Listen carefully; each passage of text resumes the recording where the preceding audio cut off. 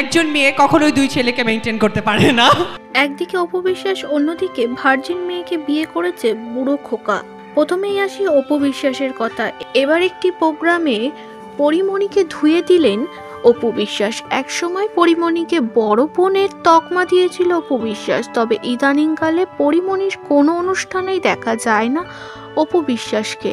সঙ্গে জানা যাচ্ছে ঠান্ডা যুদ্ধও নাকি চলছে অপু বিশ্বাসের সঙ্গে পরিমণির, যেটি শাকিব খানকে কেন্দ্র করে। কিছু ভিডিও সামনে এসেছে যেখানে শাকিবকে এবং পরিমণিকে ঘনিষ্ঠ মুহূর্তে দেখা গিয়েছে, যে ভিডিওগুলো শেয়ার করে নিয়েছে পরিমণি নিজেই।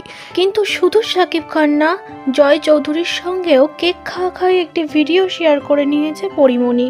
বাংলাদেশের এক শ্রেণীর মন্তব্য, জয়ের সঙ্গে ঘনিষ্ঠ সম্পর্কে রয়েছে অপু বিশ্বাস। শাকিব খান ও জয় চৌধুরী দুজনকে নিয়েই টানাটানি করছে পরিমণি।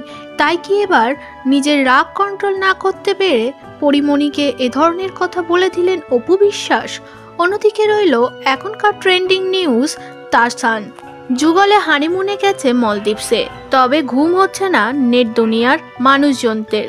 ভার্জিন কোচি বউ নিয়ে ট্রোলের মুখে তাসান। শনিবার দ্বিতীয় বিয়ে সেরেছেন তাসান খান। তারপর থেকেই লাগাতার ট্রোলের মুখে বাংলাদেশি তারকা। চর্চার কেন্দ্রে উঠে এসেছে তার দ্বিতীয় স্ত্রী রোজা আহমেদ।